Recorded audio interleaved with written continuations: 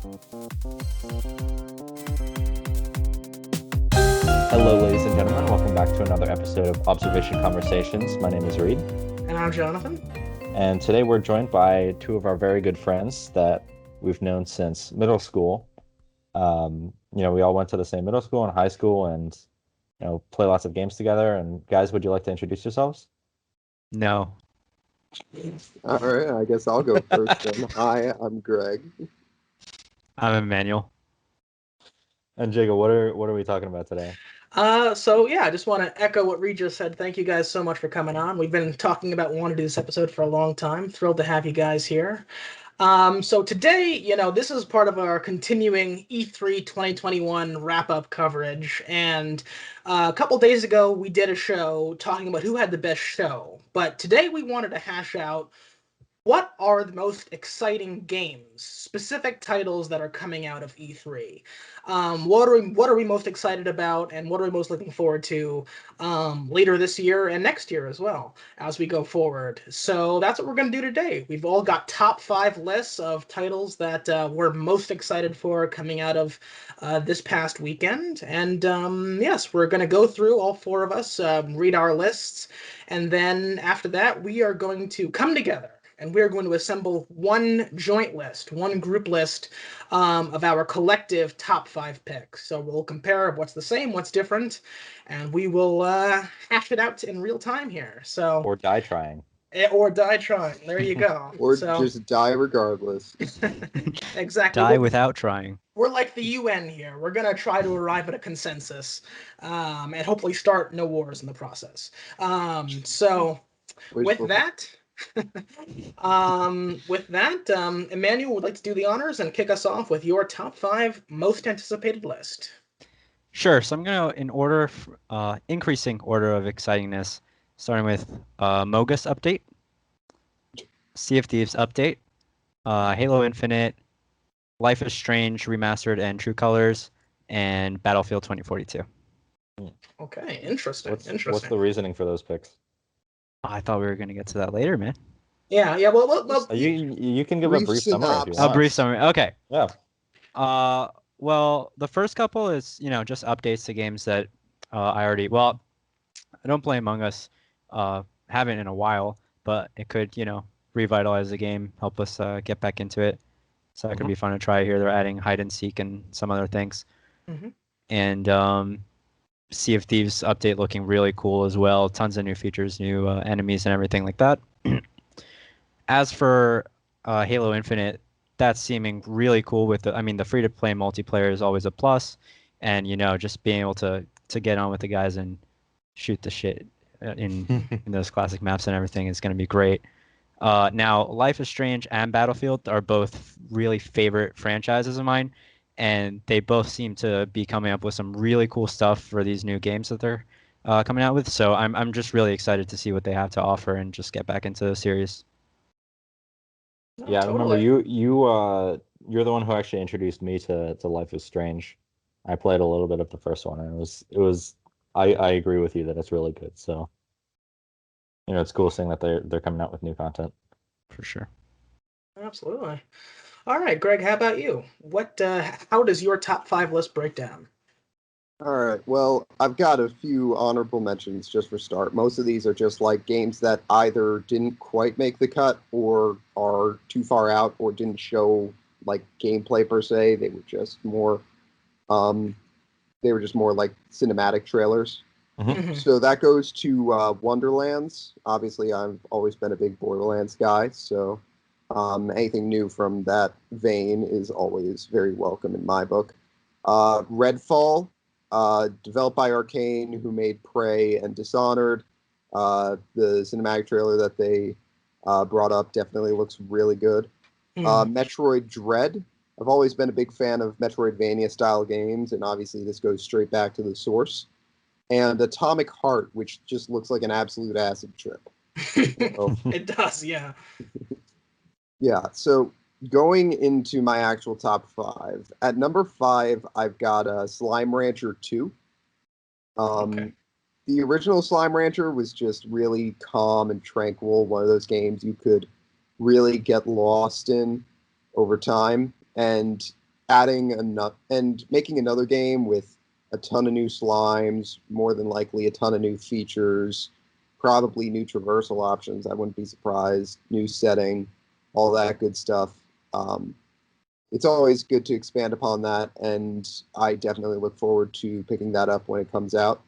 At number 4, I've got Elden Ring, which I suck at Dark Souls games. I'm going to be completely honest.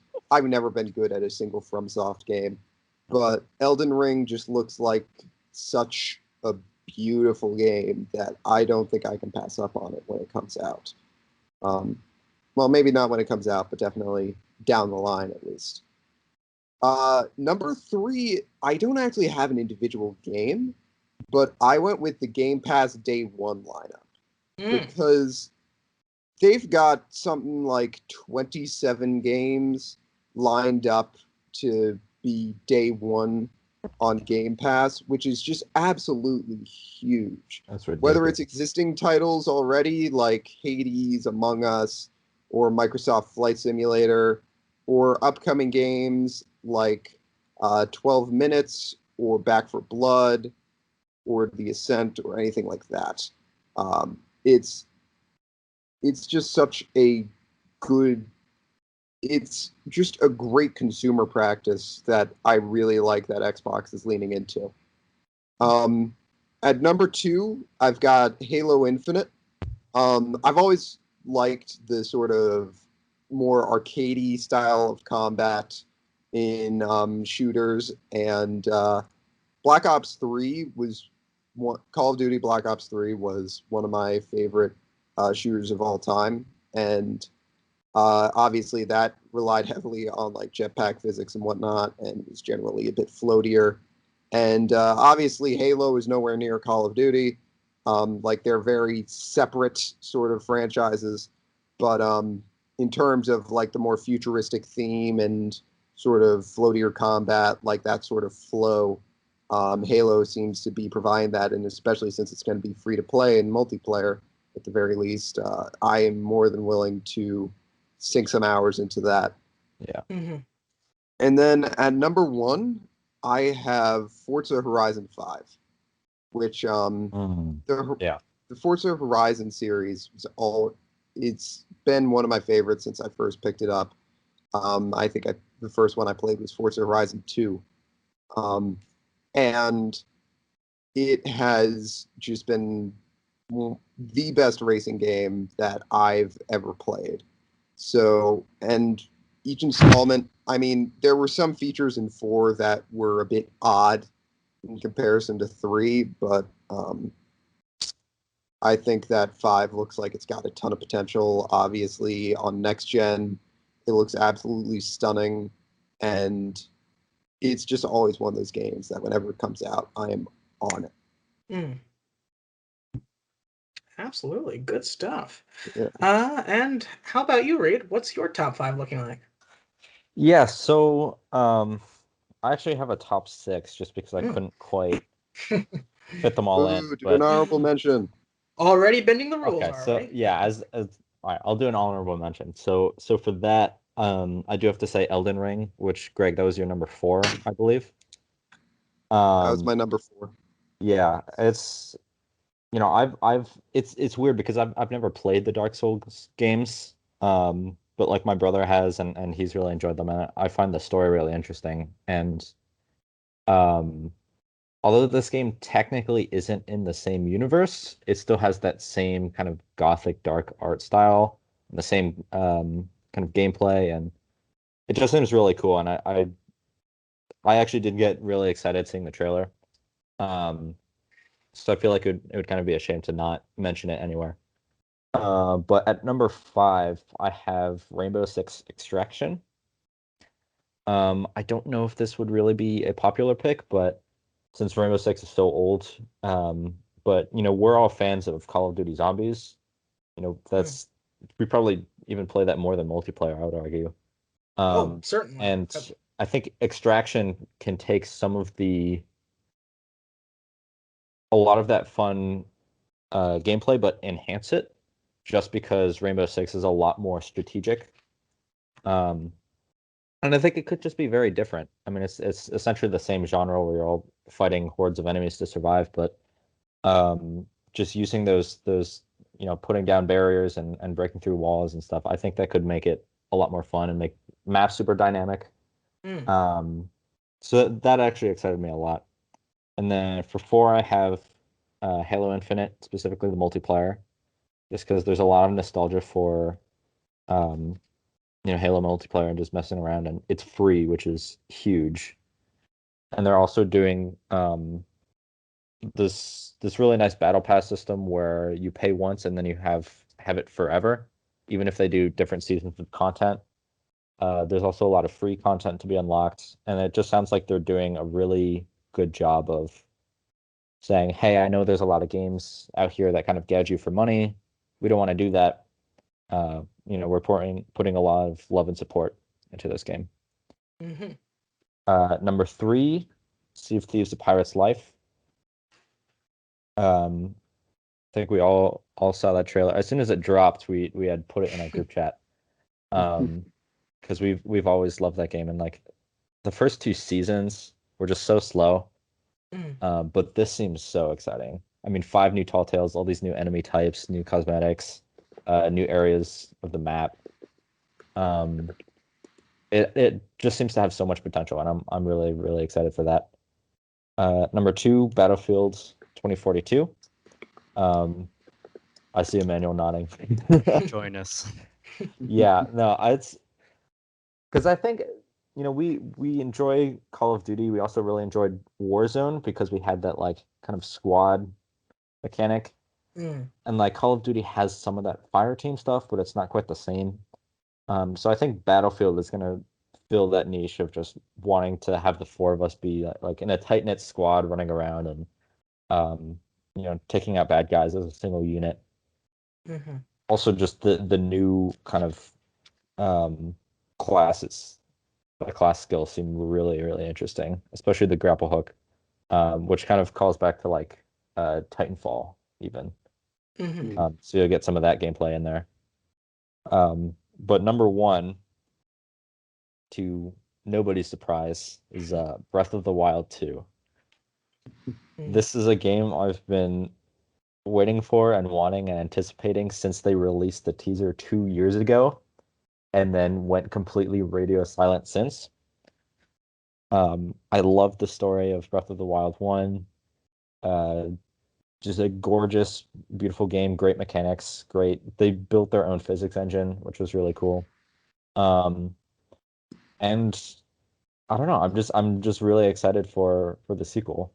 I mean, it doesn't have a date, it's just random 2022, but the hype has been building up for so long that it just has to take that number 1 slot on my list. Absolutely. Absolutely. And for my own top 5 list, I also have a handful of honorable mentions. First off, Forza Horizon 5. I've never actually played a Forza Horizon game, but I have played a handful of the Forza Motorsport games. Lots of fun. If you ask me, there are some of the top of the line racing games you can play on console. Gorgeous, absolutely stunning.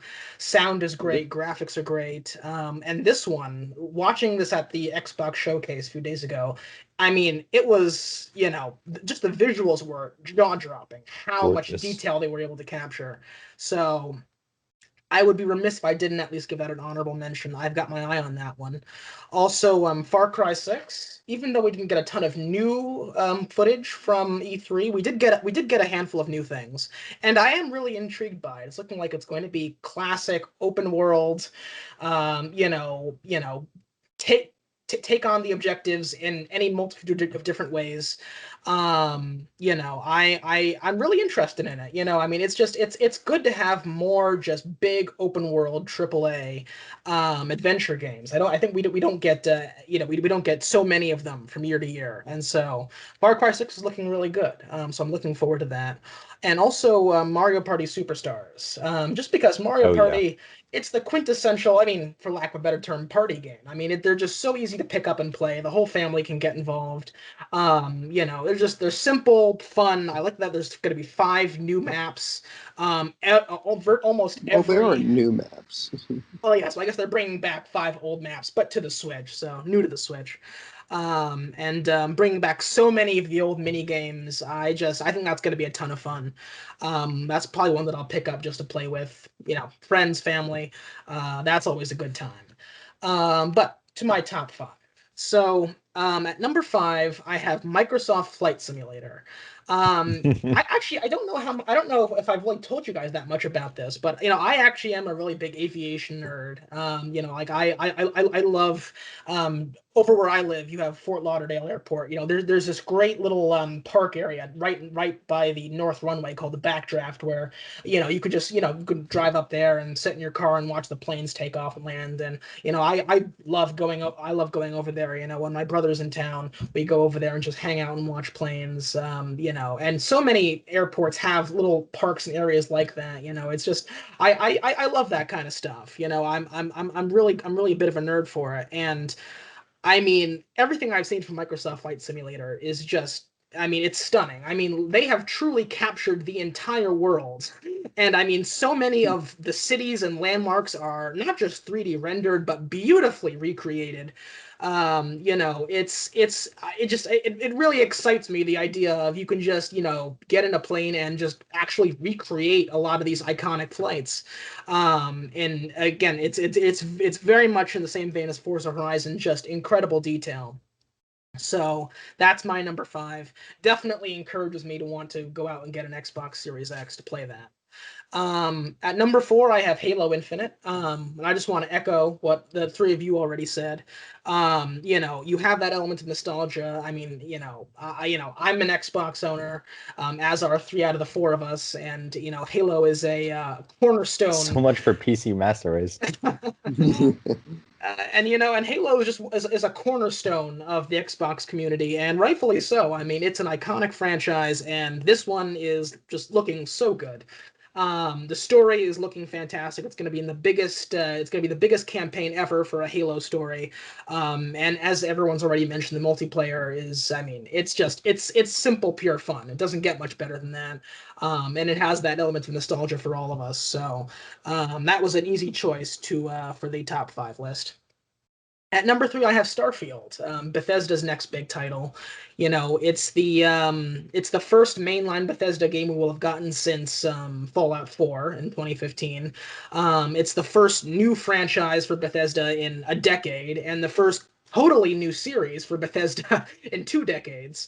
So there's a lot riding on this game. And, from what little we've seen, we got a very short trailer a few years ago, a very short teaser, and we got a bit of a trailer a few days ago at E3. I'm really liking what I'm seeing. It's looking like it really is going to be like a sci-fi Elder Scrolls in space, and that's really, really exciting. So even though we haven't seen a ton from it yet, I'm very intrigued, and we do have a release date for it. It remains to be seen whether they'll stick to that, but right now it is dated for November 11th, 2022. So if they're giving it a date, that does give me that extra measure of confidence that they're, coming close to finishing it. So Starfield is definitely highly anticipated for me. At number two, I also have Sea of Thieves: A Pirate's Life. I mentioned this to you, Reid, when we were talking about it a few days ago. I genuinely let out a bit of a cheer when I saw this come up at the Xbox showcase. I think it's brilliant. The Pirates of the Caribbean Sea of Thieves crossover. It's certainly, that's a series of movies that I love. Jack Sparrow is just he's a character impossible not to love. And we saw we actually got a proper gameplay trailer for A Pirate's Life content as well, and it's looking like the amount of new stuff they're adding into the game in this update is going to be really, it's going to put pretty much every other update, perhaps besides maybe the Shores of Gold update we got a couple years ago, to shame, just in terms of new areas, new enemies, new bosses, new storylines, new quests. Outstanding, absolutely outstanding.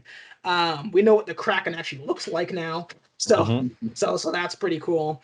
And yeah, just going on 5 adventures with Jack Sparrow. I mean, again, it's brilliant it's brilliant for Disney, it's brilliant for Rare, and I think it's brilliant for us, the Sea of Thieves fans as well, because it's just more great content for us. So, and at number one, perhaps shocking almost no one, if not no one, it's Battlefield 2042. I mean, I just, we did a whole trailer reaction when that came out last week for the reveal trailer for Battlefield 2042. This is my most anticipated game of the year. I mean, big fan of the Battlefield series, and we got a gameplay trailer also at the Xbox showcase, and it's shocking.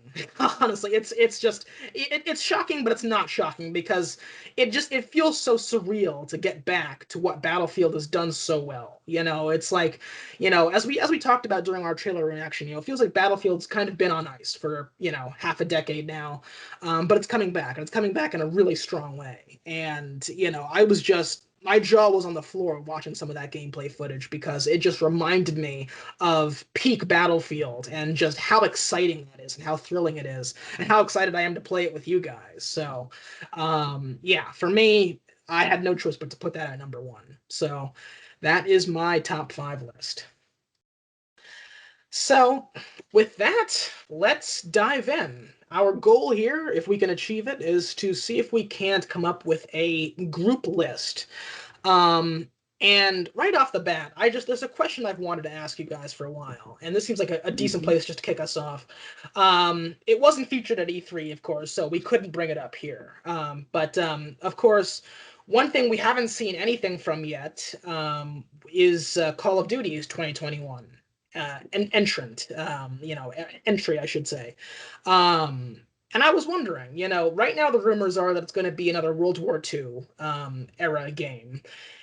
And even if we had seen something from Call of Duty this year, how badly do you think it's going to be buried by Battlefield by the time the holidays come around? Because we saw what happened with Infinite Warfare and Battlefield 1, and I think we're careening into that range now. So from a scale of 0 to 10, 0 being it'll actually outperform Battlefield to 10 being it'll be physically scrubbed from the history books, how badly do you think it'll be buried this year by Battlefield? It's going to be buried so bad it's going to resurface on the other side, I think. They'll re-release it years later, and people will think Right. it's a new game. I'll be honest. I don't think it's going to be as bad as you guys think it's going to be. No?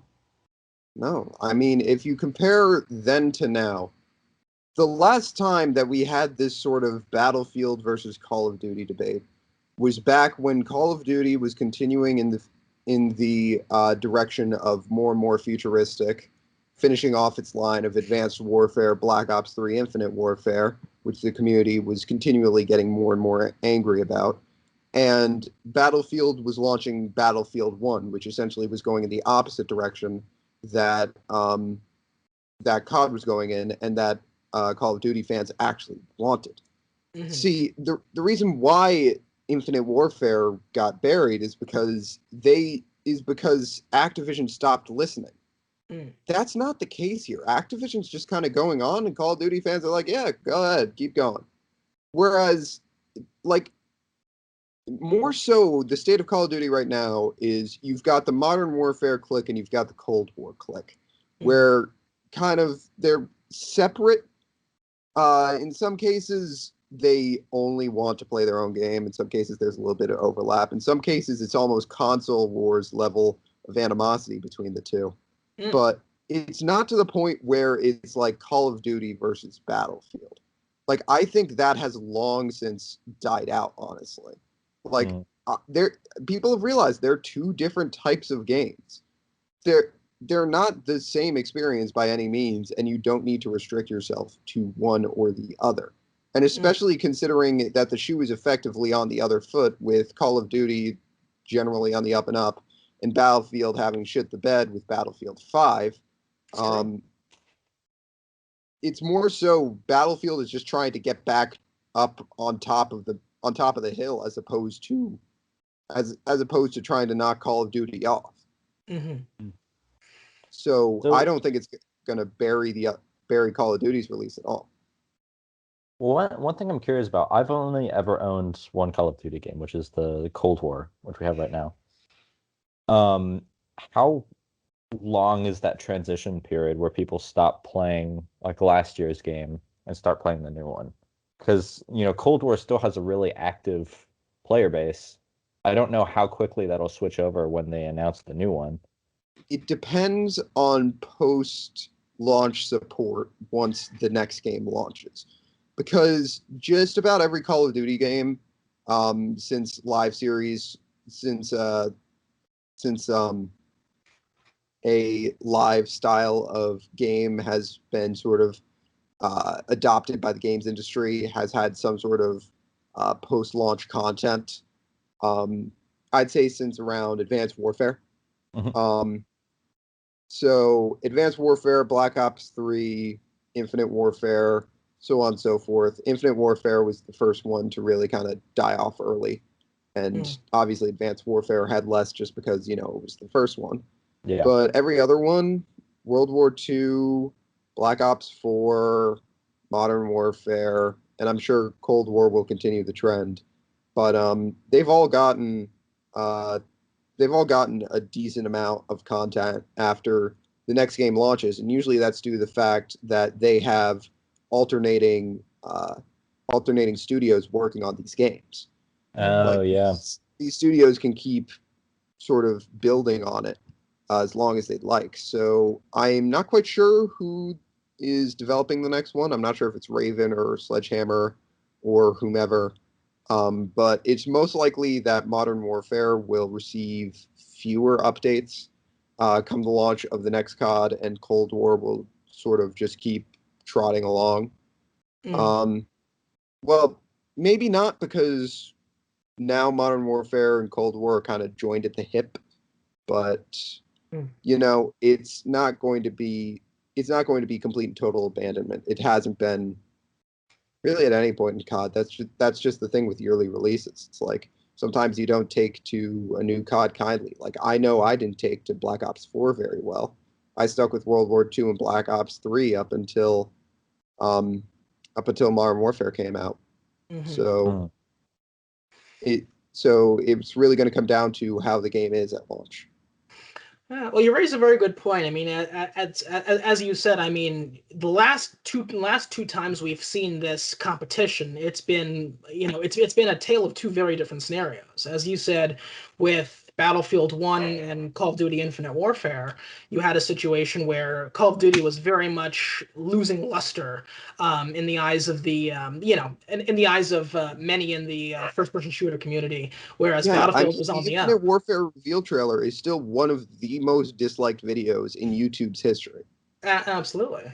Whereas in 2018, it was kind of the opposite situation. You had Battlefield 5, which was not as anticipated as I think anyone would have guessed.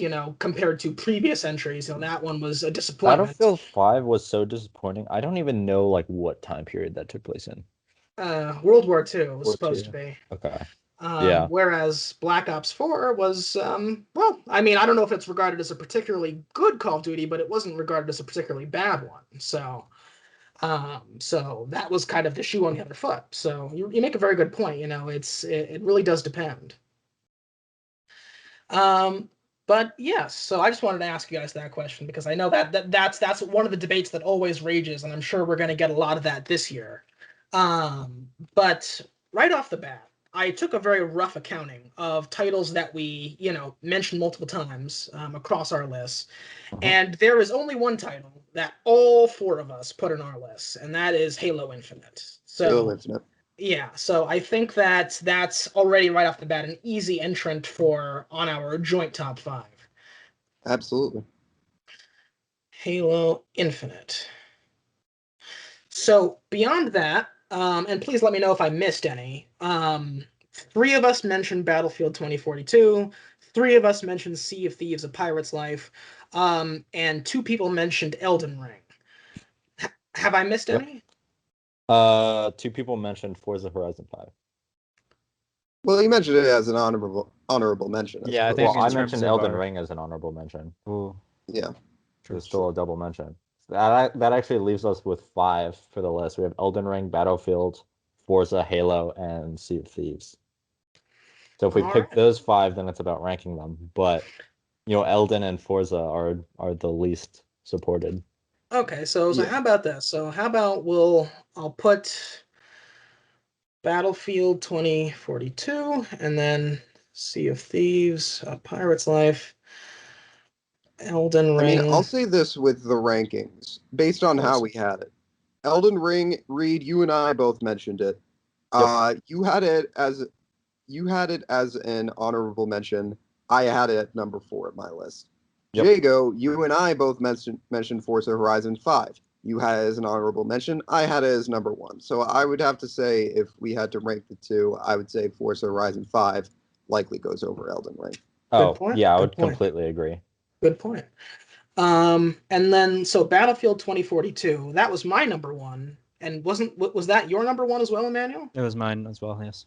Okay. What do you think it is? What do you think it was on his list? Well, just This wanted is to the double check. Battlefield guy. Battlefield is back, baby. It is. And then Don't say that too soon. We thought Battlefield 5 was going to be okay, and then womp womp. I stopped paying attention by the time Battlefield 5 was coming out. I was still playing 4. Still am Yeah, to this honestly. day. I never could get into 4. Oh, I Too love much 4. shit. And then how about Well, you? that's really good. Where did you I have? had it at number 2. Okay, so 1, 1, 2. Okay. And And then it would make sense to put it at the top of the list, but Halo honestly, Infinite was the only one on all 4. yeah, and I feel like Battlefield 2042, we're gonna have to wait until it actually comes out to see how well it's supported. Mm. Yeah, the Greg, that's thing one of the things is, you mentioned with like the crossplay, Call of Duty 2042 franchise. with Battlefield 2042, EA's still been very tight-lipped on It's true. most of what's in the game, like more of its more general features as opposed to, like, the nitty-gritty. Mhm. Like, obviously they've showed off like all these like special operator abilities and whatnot, and they've shown off like the dynamic storms and destructible environments, all that stuff that would normally be like emblematic of the Battlefield franchise. True. They have not really shown off like the game as a whole. Like, I'm pretty sure that they said that there's only going to be like a few different game modes at launch, which doesn't bode too well. Mm. They are limiting the lobby sizes to 64 in past gen Mm. consoles, and come we to still have PC. no idea how crossplay is going to work, if there even is crossplay. Or It- cross-gen for that matter. Like if Mm. someone Yeah. owns the we XS don't even know version, if can there's they join cross-gen. the 64-person lobby with someone on the 1? Exactly. Yeah. Like, it would make sense if there's backwards compatibility, but then you have to deal with forwards compatibility, and that's going to be a bullshit show.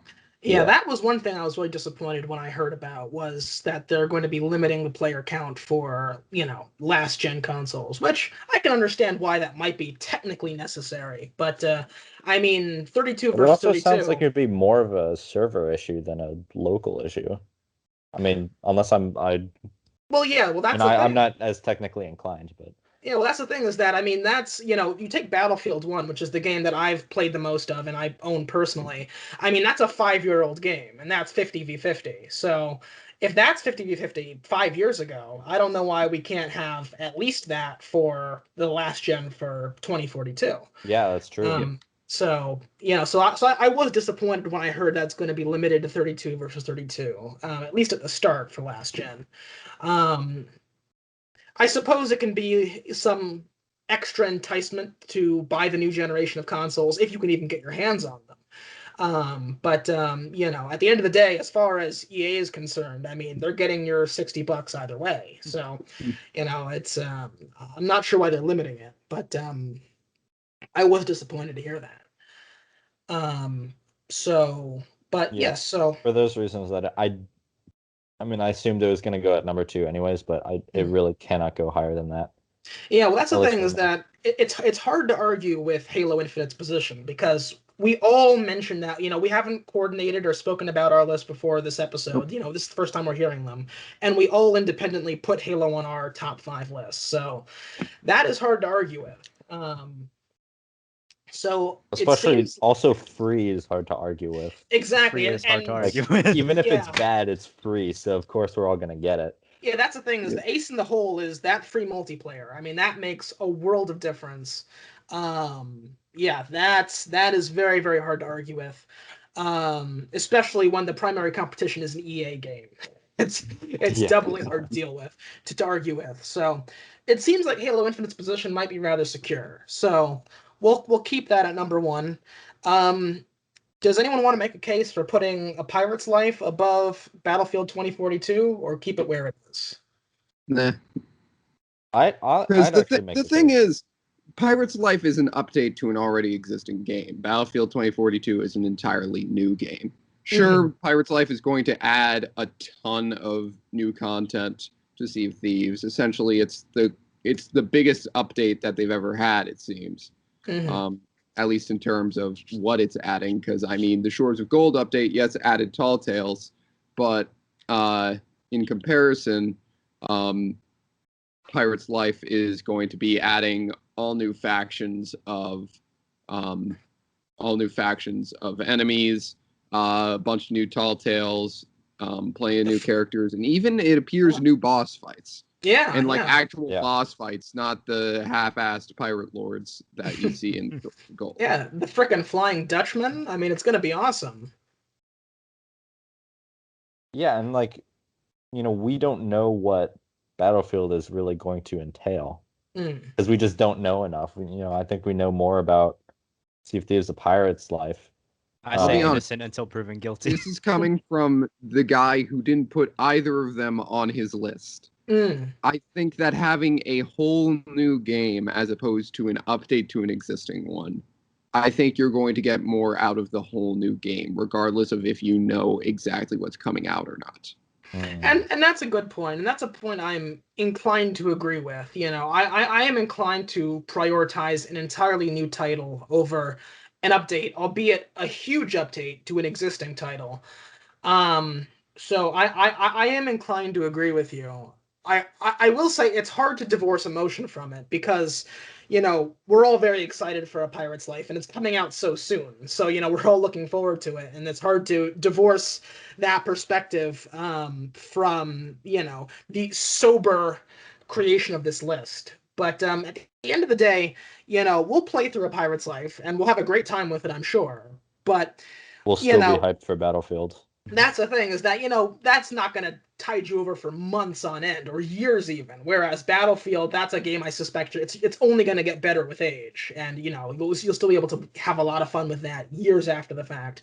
In 6 months from now, there's going to be some new Sea of Thieves content that we're probably talking about. So, I am inclined to agree with Greg and prioritize 2042 over A Pirate's Life. As excited as we all are in this moment. Not to mention, you three all had it on your list, and all of you had it within your top 2. Yeah. So, Greg, that's actually something I want to ask. Why didn't you have either Battlefield or Sea of Thieves on your list? Well, I was biased against Sea of Thieves just because it's an update as opposed to a new game. I didn't really want to include anything like that on my list. That was just something I kind of got in my head.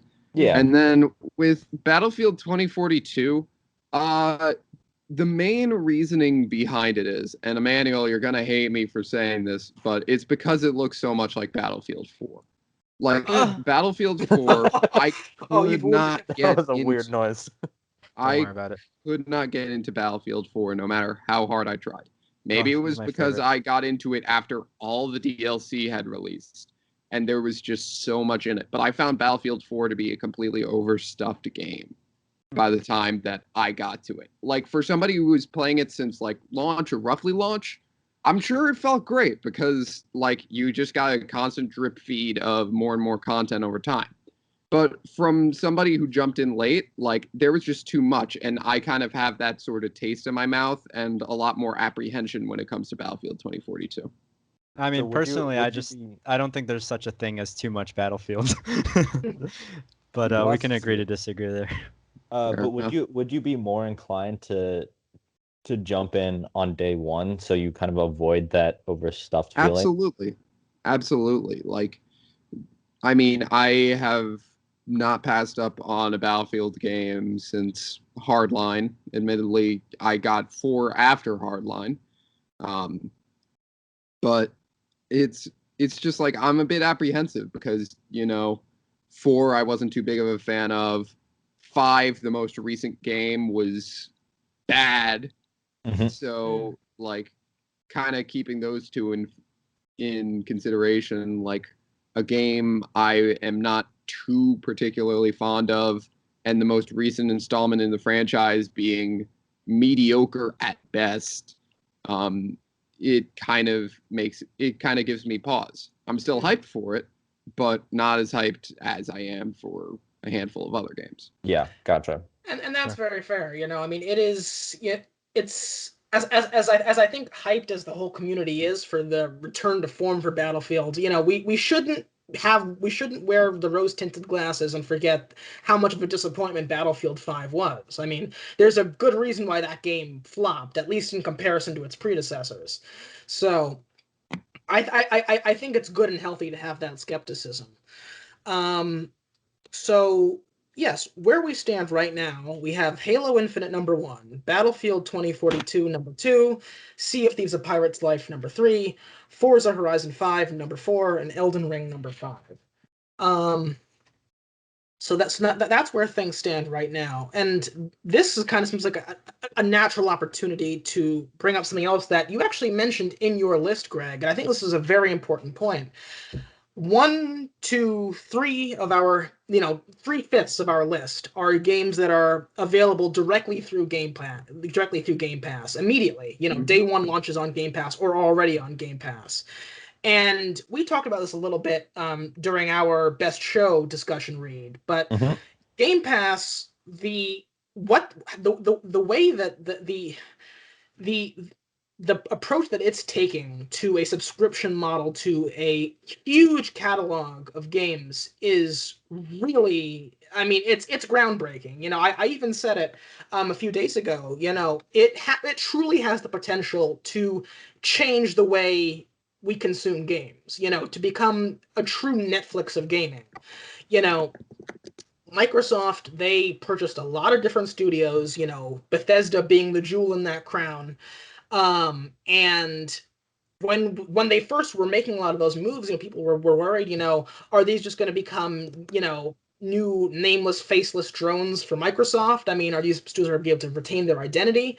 And what are they actually going to make now that they're under the Microsoft corporate umbrella? And now at E3, we start to see, the fruits being born of those acquisitions. We start to get so many new titles, over 30 plus new titles introduced at E3, including these big heavy hitter games. And I mean, it's incredible when you think about the value. All of these games we would purchase for $60, a new game, even $70. A lot of companies like EA are trying to push it up to now. You compare that to, you could spend easily $200 buying these 3 games just new, out of the box. Or you could spend $15 a month, get the games, plus access to a massive back catalog of other games and Xbox Live Gold so you can play them online for as long as you have your subscription. It's brilliant. I mean, honestly, it's good for Xbox and Microsoft because, it brings in regular recurring revenue for them. $7 billion, yeah. Exactly. But it's also good for us because think about, I mean, you look at all the games that we've talked about, even just in this conversation that we're really interested in, we want to play. Now we don't have to buy them all new. We can get access to all of them for a reasonable sum, about what you would pay for like HBO Max every month. And I think that's good for the consumer as well. At the very least, it's another option for the consumer, and I think that's always a good thing. So I'm glad you mentioned it, Greg, because that's very important. The thing I'm curious about is it good for the developers? Because, if you were to imagine that every single person was just buying Game Pass instead of, paying the full $60 for this game, then, where are these game developers and companies getting their funding from? Ask Netflix and Spotify. I would imagine that Microsoft largely pays them some large sum to make their games either put them on Game Pass or in order to make them a day one release. And then it wouldn't surprise me if I don't think we know exactly how Microsoft pays these developing studios to make all these games on Game Pass, or to just put them on there rather. But it wouldn't surprise me if what ended up happening is based on how many people download said game, or maybe based on how much playtime said game gets among the community, they get a certain increased share of almost royalties. Yeah, that would make sense.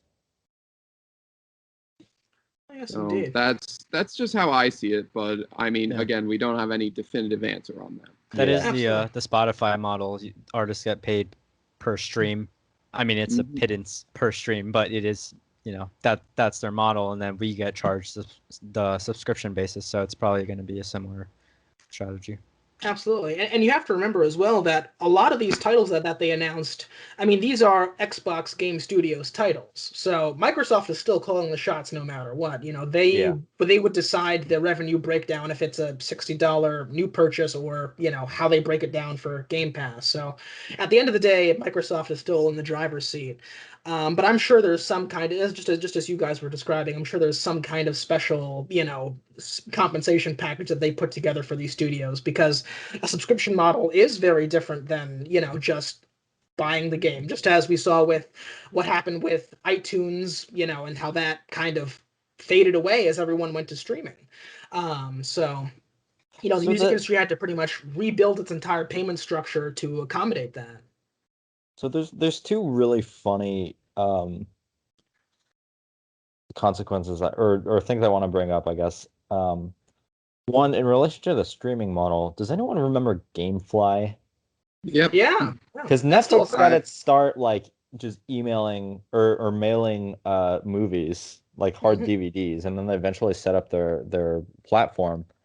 But GameFly just kind of disappeared, and I think it was one of those, it was kind of that early Netflix model, and yet well, it just died, and Stadia's around, but even that isn't doing as well as Game Pass.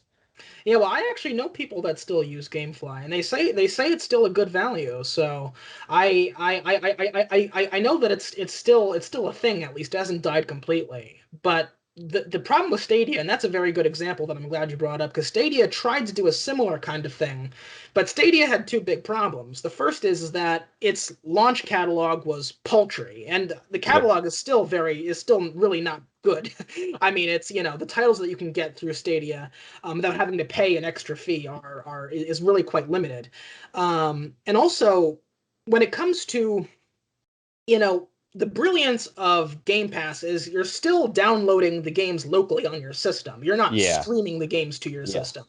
Stadia is streaming, and I really understand. Yeah, that's the thing, is that streaming, I think, could well be the future. Honestly, it could be, but I don't feel like it's there yet, and that's why I haven't tried it myself, because I'm just not confident that the quality of, the picture and the responsiveness that I'll be getting through a stream game can hold a candle to a game I'm just playing locally on my system.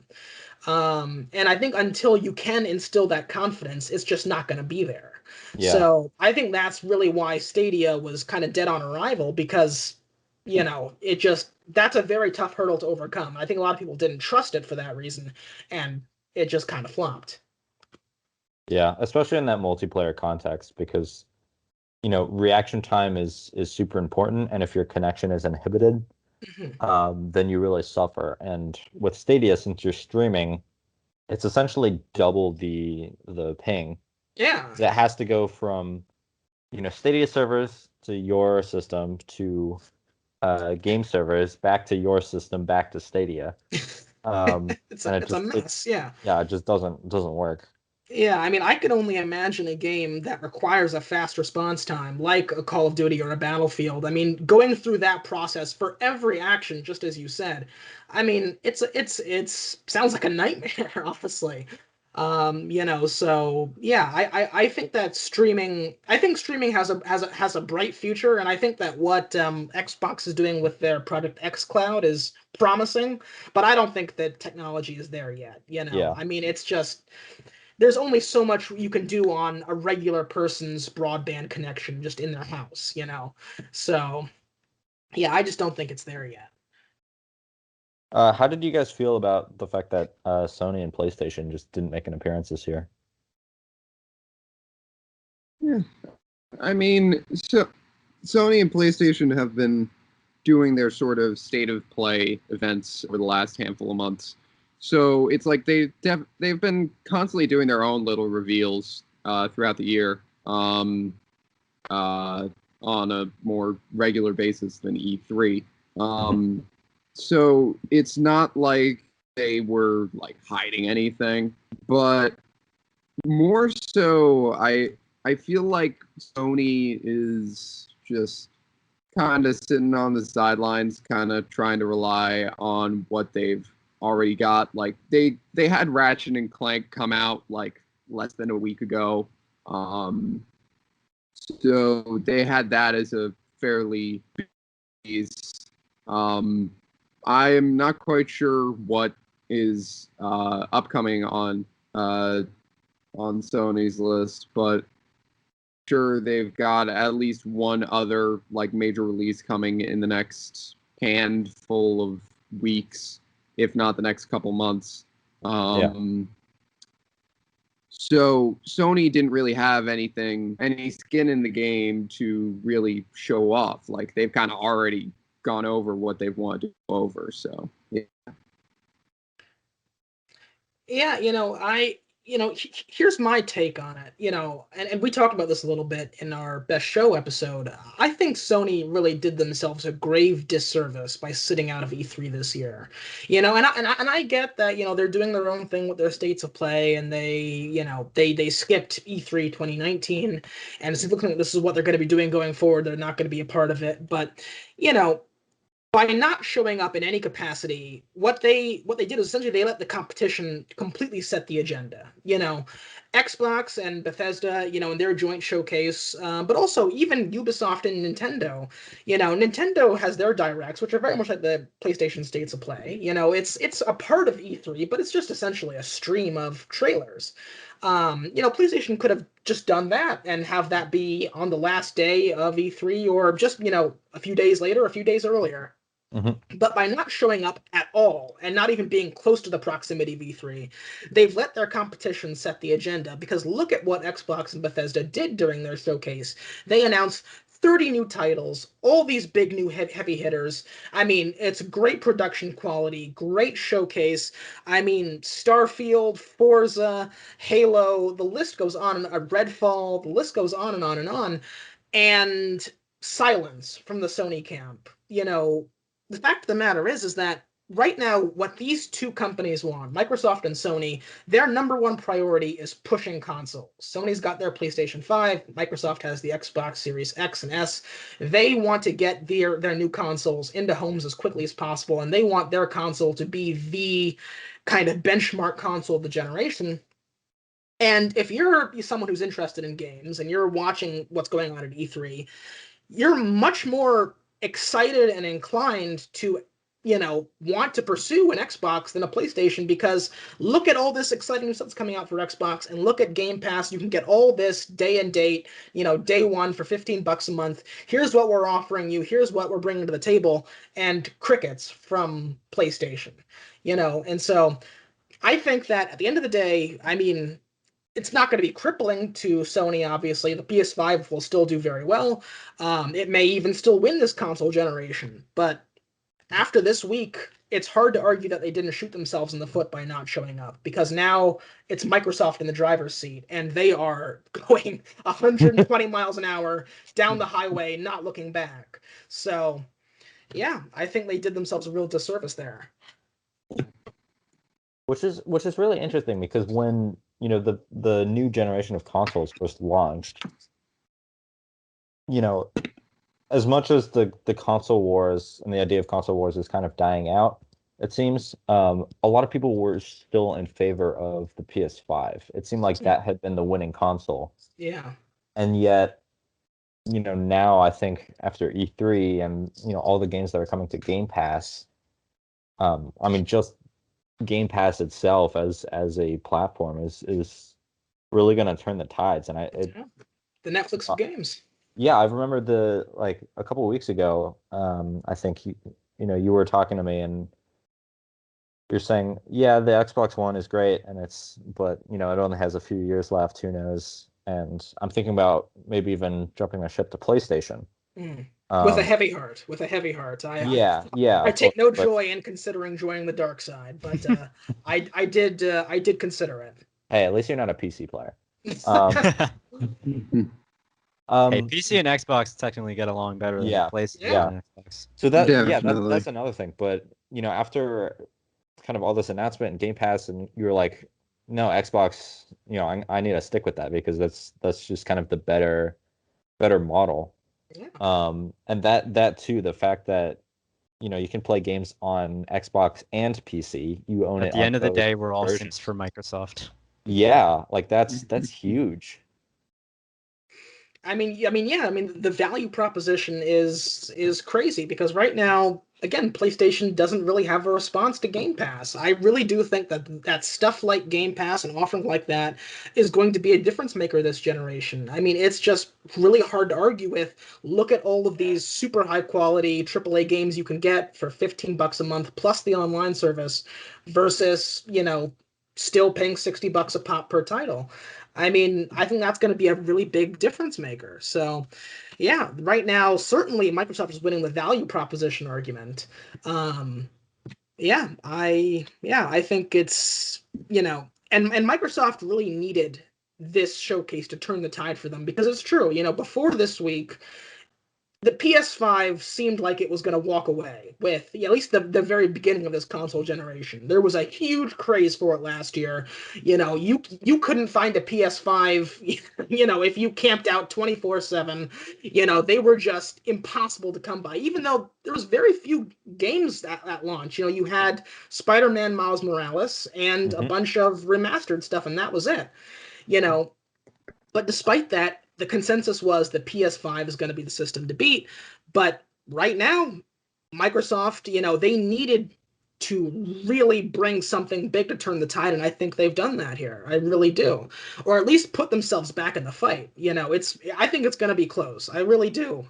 But right now it's competitive. I think Sony is on the back foot coming out of this week. I think they know that, which is why they're probably going to stage another state of play before too long to remind people what they've got coming. Because, I mean, again, Halo, Starfield, Forza, Microsoft is coming out guns a blazing. They're not going to lay down and just accept second place this time around. So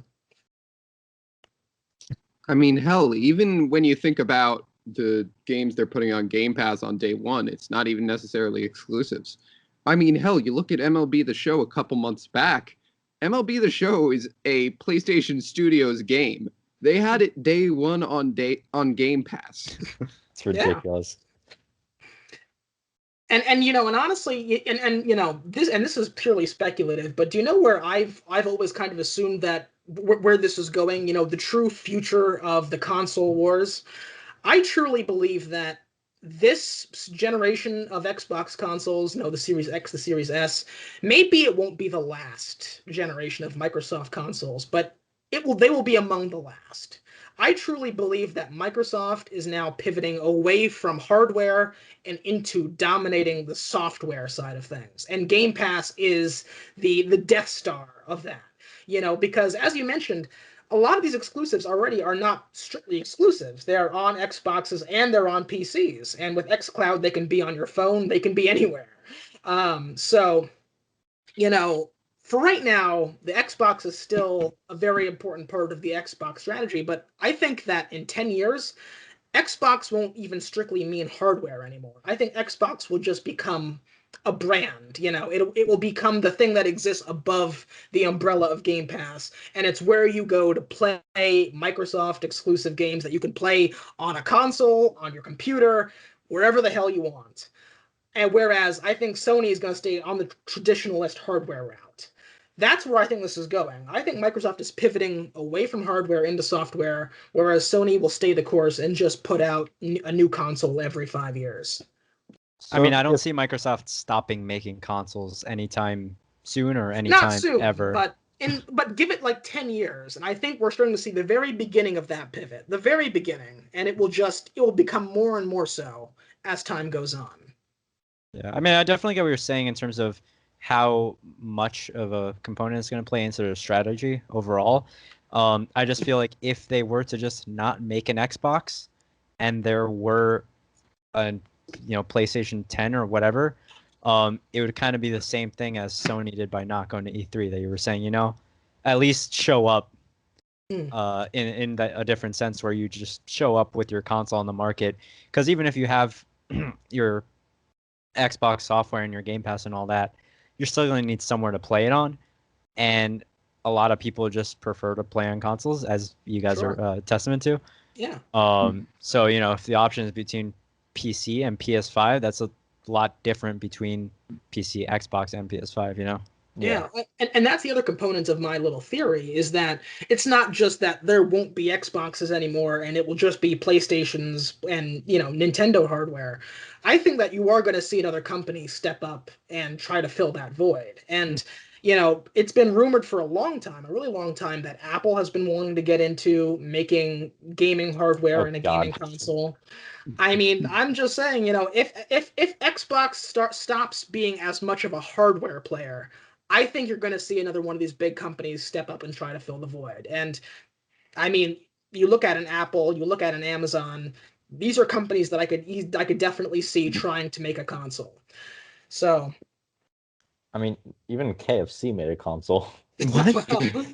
Wow. Yeah, they made a console that used the heat sink to like reheat your chicken, so it draws heat away Yeah, from they also the made a computing dating element. sim. Yeah, that too. Of course they did. No, Yeah, so so KFC's already a gaming player then. Yeah, no, but it's I think my concern is that consoles, the only evolution that consoles are really following is improvement to hardware. So that's speed and that's graphics. And obviously storage, but that's not really an issue these days. We can have the fact that consoles are limited by storage is kind of arbitrary. Mhm. But we're also getting to a point where the improvements you get through hardware are a little minuscule. It also depends very heavily on what the game is capable of producing in terms of graphic quality. My concern is that we're going to get a series of consoles where they start following the iPhone model, especially if Apple joins the console war, where it's each new version doesn't really add all that much and is increasingly expensive. iPhones these days run about $1,000. They used to be like a couple hundred.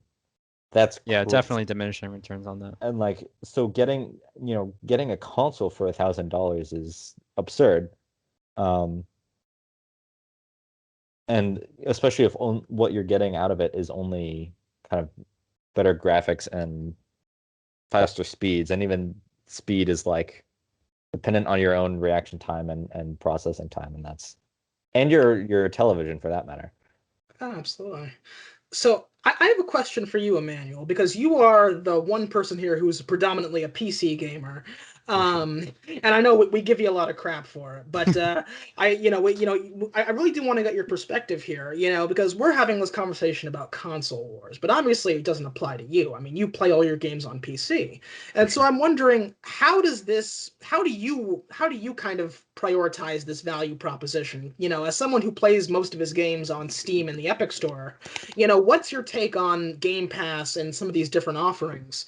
Does that kind of thing make a big difference to you? Are you likely to subscribe to Game Pass, or do you still want to buy your games through the traditional channels?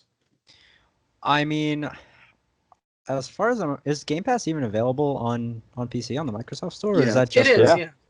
Yes. I might look into that then. I have definitely been looking into EA Play, which is a lot cheaper. It's on Steam right now for like $30 a month. Included in Game Pass Ultimate. Yeah. So it would depend on how much more you're getting, because $30 a year versus $15 a month is a pretty substantial difference. Yeah. But overall, I think it is kind of really interesting to think about for consoles what you're getting now, because it used to be that one of the huge advantages of buying PC is that you get to keep your games forever, right? Like if you buy a game on Steam and you upgrade through 10 different PCs, through however many versions of Windows and whatever, you're still going to own that game on Steam. Whereas typically console games are just for that generation, or they might be forwards or backwards compatible like a generation. I don't even think I've seen 2 generations, but like, one or two. I mean, and so well, you can GTA 5 went through what, 3 PlayStations? Yeah, True. it's So on, it's there on you its go. third Yeah. now. Yeah. So there you go. Across 2 generations. I don't think I've ever seen more than that. Yeah. But yeah, I mean, it's just so that used to be a huge advantage of PC, but now with Game Pass, you're getting, as long as you have your subscription, you can access any of the games. So I'd say that having that available is actually kind of a plus for consoles. But it's also definitely interesting because I'm a big fan of like Spotify. I'm rocking the student bundle right now, and everything. Because who, I mean, when was the last time anybody bought a song? Like, come on. Yeah, like 2014. Yeah, unless you're like directly supporting the artist by like buying merch, and you might get like a CD. Yeah. Yeah, so it's kind of a similar concept. I think, like, what's the point of spending $60 on a game when you can spend $60 on 4 months of Game Pass and have access to all the games? It's like if you buy 3 games a year, you could just instead play every game. Of course, the downside to that is that you have to stay subscribed, right? And so they kind of keep you committed in that, as opposed to buying a game once, you just kind of have it. Right. So But I think it kind of depends on, on how frequent of a user you yeah, are. is this like, if I want to get a new game, is this something that I want to have forever and even be able to play like offline for that matter? And just like always have access to, or is it, like a yearly release essentially? So if you're a big like Call of Duty person, then Game Pass makes a lot more sense. That But if does it's make a lot of sense. if it's kind of a niche or even indie game, who knows? Oh, absolutely, absolutely. And I had a question. Well, this is an open question, but I think you'll be the one who can speak to it the most, Reid. You made a comment to me a few days ago. I thought that was very insightful, and that is that VR, virtual reality headsets, are becoming more and more common now. The barriers to entry are lower now than they've been at any point. You're the only one here who owns a VR headset, and yet, as it grows in popularity, VR was a relative no-show at E3. I'm wondering, where do you see that going in the next year to 2 years? Yeah, so I think VR as a market just needs more growing to do, and it needs to really figure out what it wants to be. Mm-hmm. So barrier to entrance has been greatly broken. The Oculus Quest 2 headset is, you know, arguably the most technically advanced headset out there, and it's also the cheapest. Mm-hmm. You can get one for $300, which is $200 less than your average console. Mm-hmm. I think Xbox One was like 500 when it came out. So right off the bat, it's easier to get involved, but um, you know, we just need a lot of time for more developers to get into the VR space. Quest has actually been really good about that because, Facebook has really good incentives for companies to make kind of Quest exclusives, and I could even see them doing a similar Battle Pass thing, Mm-hmm. where it's just like Quest exclusive games. But there's so many VR games that are just, they don't know if they want to be a regular video game that's just made to operate in VR, or if it wants to be a game that's, specifically designed with VR control in mind. Mm-hmm. And that's a lot of games that blur that line. So I think there's that, and also name recognition is also really big. Yeah. Call of Duty is a franchise that's been around forever. Battlefield is a franchise that's been around forever. Halo franchise, Forza franchise, and that's one thing that VR is missing is franchises. You don't have Yeah, series of VR games that are needs their super killer popular. app. Yeah, so Absolutely. it needs growth, but it just needs, and I don't know if having an existing franchise branch off into VR will help. I know that Half-Life Alyx came out and that was really Very popular. Um, but that was also a franchise that only had 2 games that came out like 30 years ago or something. Right. Also, Five Nights at Freddy's Security Breach was another one. Yeah, so that was Or another. pardon me, Help Wanted was the VR one. Yeah, but that's kind of an indie franchise. So if there was like a Right. AAA franchise that made the leap to VR, I could see that really helping. As for why they didn't show up at E3, I don't know. I have no idea. I don't know if there just hasn't been anything specifically new in the VR space for this year. I really can't tell you. I mean, it's always going to be a catch-22 in terms of you need more games available in order to make the console, the VR headsets popular. You need more VR headsets sold in order to make it worth developing games. Yeah. And especially when it comes to AAA titles, they're not going to want to pour in, tens or hundreds of millions into development for something that is only going to be played by a handful of people relative to what they could access. Yeah, and on so top of that, oh, sorry, you were. No, finish. Yeah, I was just going to say, you also have the issue that VR is kind of an entirely different world that isn't really compatible with what we have right now. Like, if you have a game that relies on VR controls, you can't have that compatible necessarily with PC or with consoles. Whereas nowadays we have a lot of crossplay, or even so, the games that can be developed even without crossplay are still pretty similar in terms of what you can do. Like the controls on PC and the controls on console, they feel different on a physical level, but they accomplish most of the same tasks. You move, you aim, you have a few other buttons for other miscellaneous tasks, and that's pretty much it. Whereas with VR, there's entirely new concepts. Like you have your grabbing, you have your physical movement along with the hand controls, and all that kind of makes it so that anything worth getting VR for isn't going to be worth making compatible, or isn't going to be necessarily possible to make compatible with other legacy systems. Yeah, so that's kind of what harkens back to the idea of VR not knowing what it wants to be. Right. There are a lot of games that try to do that where they're just kind of recreating existing games but using VR controls. Right, to just kind of amplify. Yeah, so you need more games that are specifically designed with VR in mind. And there are some games that do feature crossplay, where like one person is kind of in VR and has like a certain role within the game, and then other people who are playing on a computer have a different role in the game. So the control schemes are different. I think the best example is like, I think it's called Panoptic, where the person in VR is like this giant overlord overseeing this factory, and can see like a bunch of little tiny guys walking around doing their little tasks. And then it's up to the people on. Okay. No, there's a bunch of people.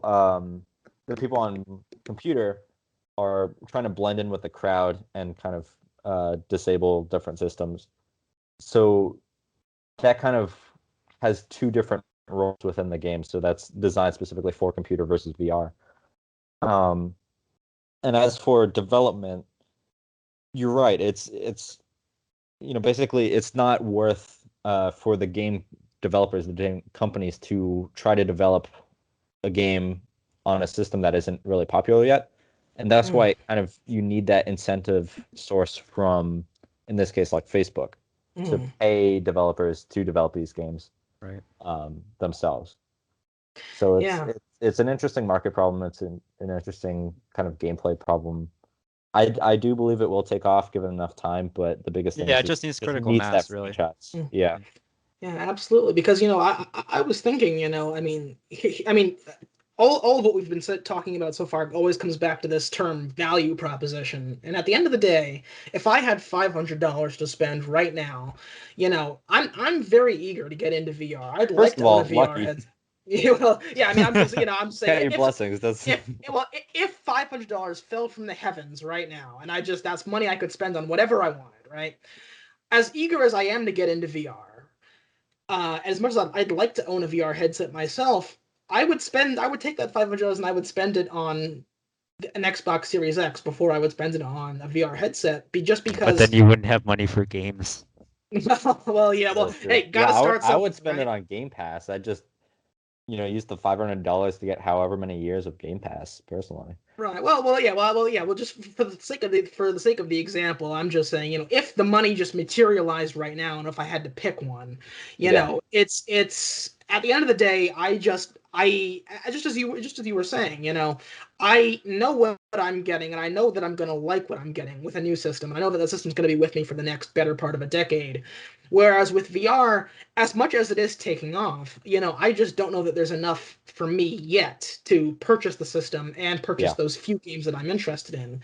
So, I think you could very easily make the case that VR is the future. More than any console, any system, any subscription model, you could argue that perhaps more than anything else, really it's VR that's the future. But at the end of the day, you just know what you're getting with a new console, whereas with VR, it's still finding itself. It's much Mhm. bigger it's much bigger today than it was 5, 6, 7 years ago, and while it's a lot easier to get into today than it was 5, 6, 7 years ago. But when you've only got a small handful of truly high name recognition titles, it's hard to get people to pull the trigger on that as opposed to investing in a new system or just a bunch of new games. Yeah, exactly. So, it's that constant battle between the future and the present, that I think exists with VR. But likewise, as you said, it's a mystery to me that there wasn't a bigger presence at E3. The only kind of explanation that I could come up with is, and this is one area where I have to concede PlayStation has done it better than Xbox. PlayStation, of course, has their PlayStation VR. It's the VR that's directly linked to those systems. And Xbox doesn't have an equivalent to offer for that. And I think that if PlayStation were at E3, you would have seen PlayStation VR titles. But without that, Oculus doesn't really have the clout yet to put on their own big show at E3, because how often do they get truly big new games? A Yeah. Half-Life Alyx, you get maybe one of those a year. So Not even every year, like once every 2 years, really. exactly. You're lucky if you get one of those a year. So, a game that kind of reaches that level of popularity. So that's my guess. And honestly, I think that, perhaps that might be the true battle of the innovations. Whereas Xbox has the Game Pass, and that's going to be huge for them. PlayStation has PlayStation VR, and I know that's already been doing very well for them. So perhaps that will be the true, dueling innovations of this generation, and that'll be very, very interesting to see how that plays out. Because whereas Game Pass is a very compelling motivator, I think VR can also be a very compelling motivator. Yeah. So we will have to see. Um, there's also another angle to this that I want to touch on briefly, and that is the Nintendo angle. Because you had a Nintendo game as your number one pick. Both you and Greg mentioned Elden Ring. I gave out an honorable mention to Mario Party Superstars. Where where do you guys kind of view Nintendo fitting into this conversation? Because right now, for your other big consoles, we're in this transition period, going from the last generation to the next one, whereas the Nintendo Switch is very much just coming into its prime now. So, what do you guys see Well, as kind of there the have actually trajectory for been this? rumors of a Nintendo Switch Pro or Switch Mm, Plus.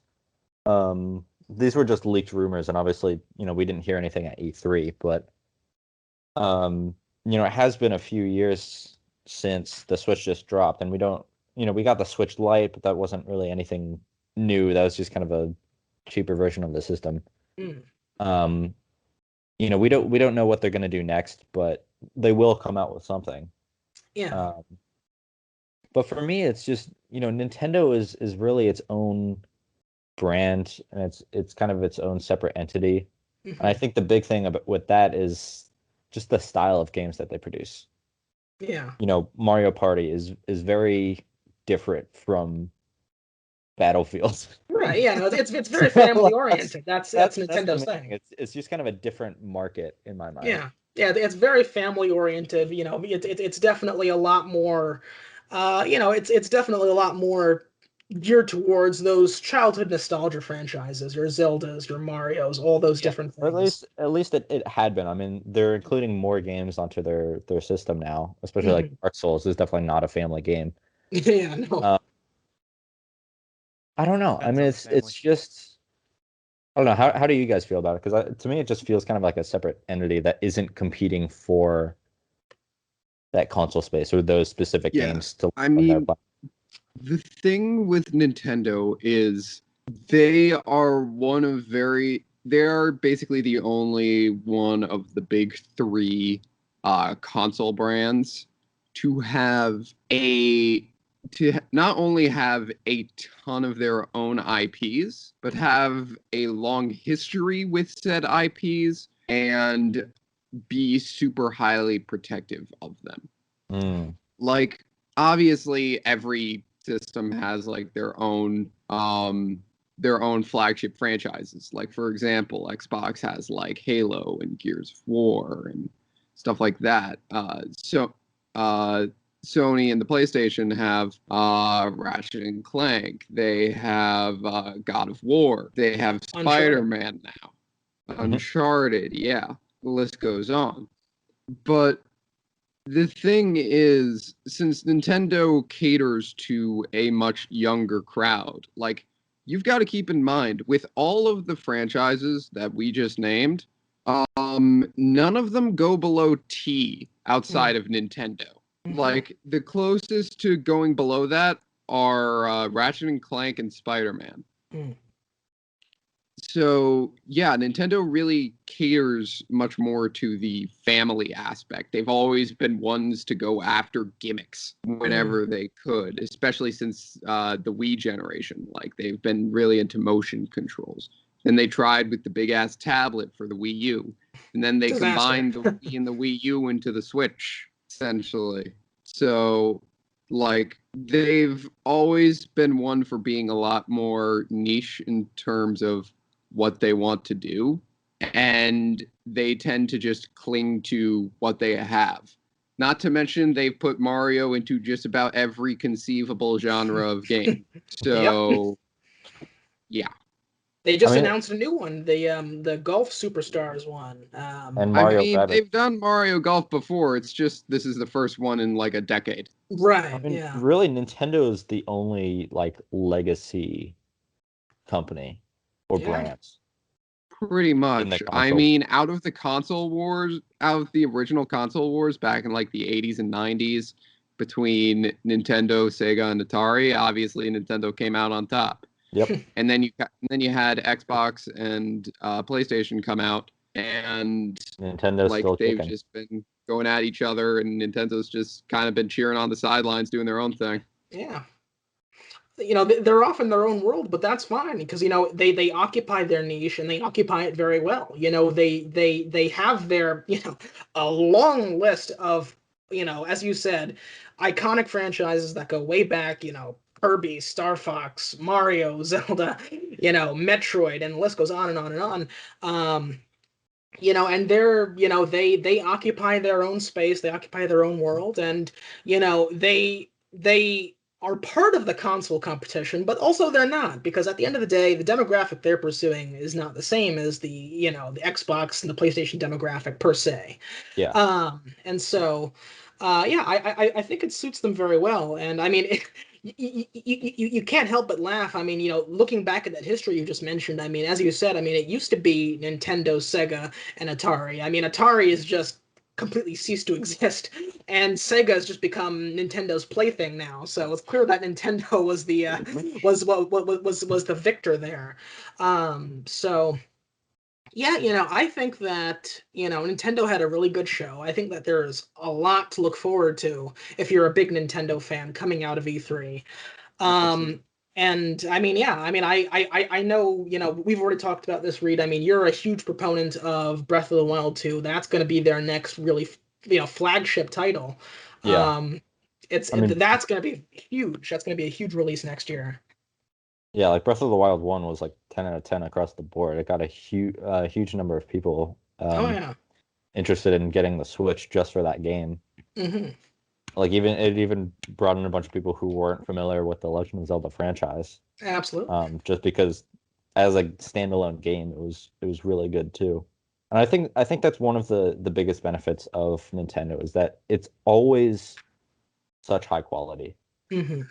Um, the reason like Breath of the Wild 2, aside from kind of personal bias and nostalgia, was on my list is, we didn't really get a gameplay trailer. It was just kind of a teaser. Yeah. Um, and Hey, I mean, even you're annoyed with that, but imagine how Metroid Prime 4 fans are feeling. yeah, no, but It's been you know, 4 years and they only have a logo.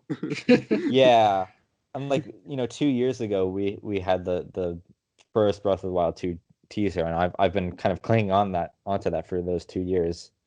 But when it comes to something like Starfield, people have been clinging on for a long time, but Bethesda is just not as well known for their quality as Nintendo is. I mean, Yeah. Bethesda games are just chock full of bugs, Very um, buggy. but Nintendo is just so solid across the board. What I It's will true. say about that, with Bethesda being known for bugs, just because a company is known for something doesn't necessarily mean that that is what's going to happen. Oh, of Mm. That was course, the yeah. case with Cyberpunk, which Mm. similarly had a very long wait time. And then, despite CD Projekt Red's general track record of being very good, was an absolute shit show. Yeah. Yeah. Completely ruined So, who their knows? Maybe sterling Bethesda pulled reputation. something out of their asses. Yeah, it's very true, and I mean, at the very least, I'll say this for Bethesda. Yes, when their big titles first come out, and this is mainline Bethesda, not their subsidiary studios. When new Elder Scrolls and Fallout games come out, yes, they tend to be chock full of bugs, and they're just, they just tend to be a bit of a mess. But Bethesda, at the very least, they do stick with them and they fix the bugs and they patch stuff out, and Mhm. it usually comes together within a year or so.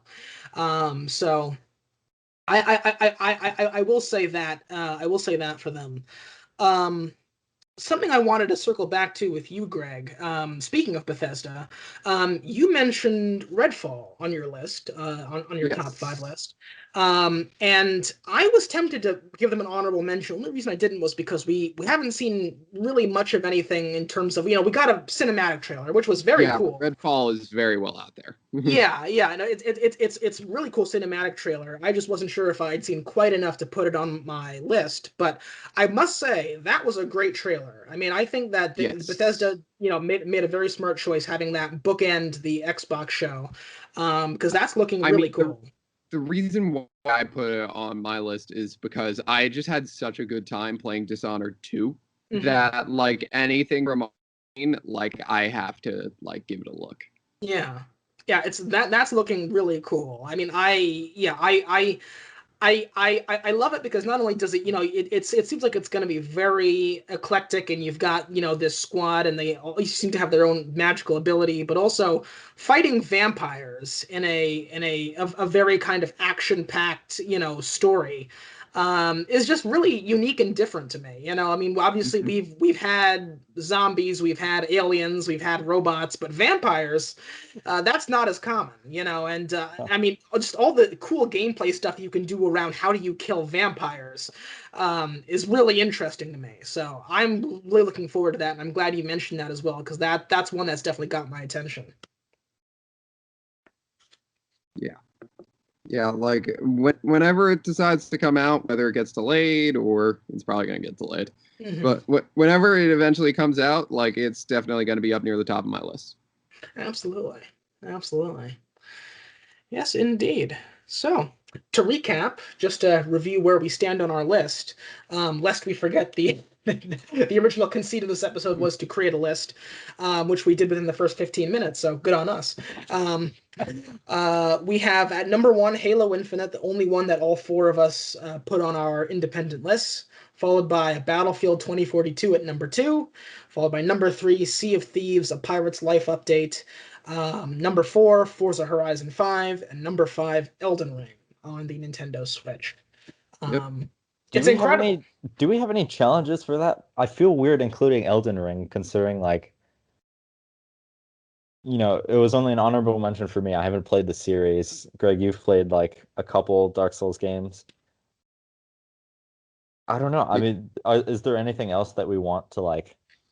Well, I was going to ask throw on the list, or have any honorable mentions for Well, I us, think or 2 of us also mentioned Among Us. Was that on 2 people's list? That was on yours. Yeah, Among Us is an even smaller I know. update than Sea of Thieves is. It's like it's a very. I mean, I'm gonna say this: Among Us not only is it a minimal update, but it's something that's basically been covered by mods. yeah. I will say, 15-player lobbies is the kind of thing that does get me interested in trying Among Us again. Having that bigger lobby and more people to interact with, that does get me interested. So I will say that it definitely succeeded in bringing people like me who were always kind of lukewarm on Among Us back into the fold. So I will give it credit for that. But I wanted to ask you because, I mean, of course, you had Legend of Zelda as your number 1 read, and that's not even the Nintendo game that features on the list. So do you want to make a case for why Zelda should replace Elden Ring? No, because I'm I'm the only one really involved in that franchise. Yeah, just put it as an honorable mention because it was your number 1. Yeah, it's an honorable mention for me, but it is, there is a huge amount of bias for that because just the first game was so near and dear to my heart. I would recommend it to all of you, as regardless of the franchise it comes from. The gameplay itself is just a lot of fun, but I don't know. In terms of hype, it's also, we didn't get a date. We didn't get that much information about it. If it's 2022, it's probably going to be right at the very end of 2022. Yeah. And there's just a lot more stuff to look forward to that's coming out first. It's true, yeah. So, I'm okay with it not being on the list because there's plenty of stuff to tide me over until it releases. Yeah, well, I will say this, definitely a very honorable mention because that's going to be, I think, a very big and well-received game. Yeah.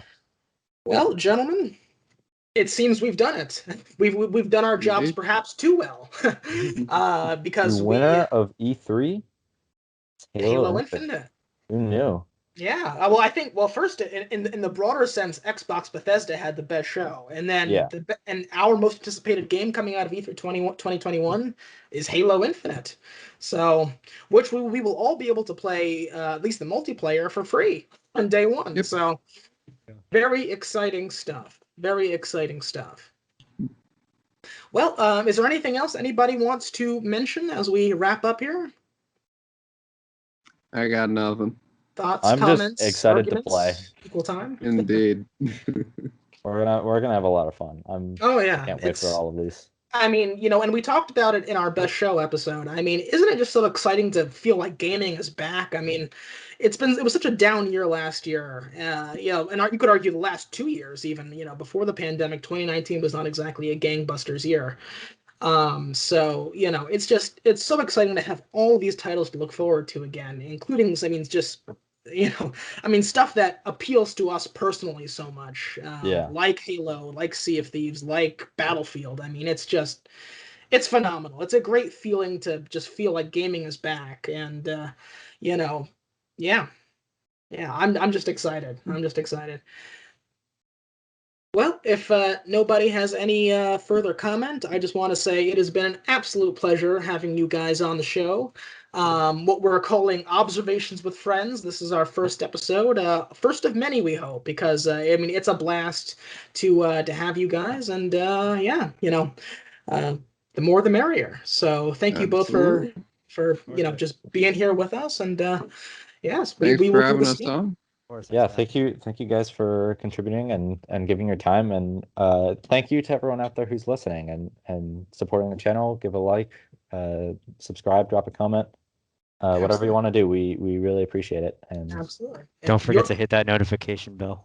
smash that like button. There Yeah. you go. You know, it's your support that makes this show possible. So, thank you all very much. All right. Good night, everybody. Okay. Goodbye.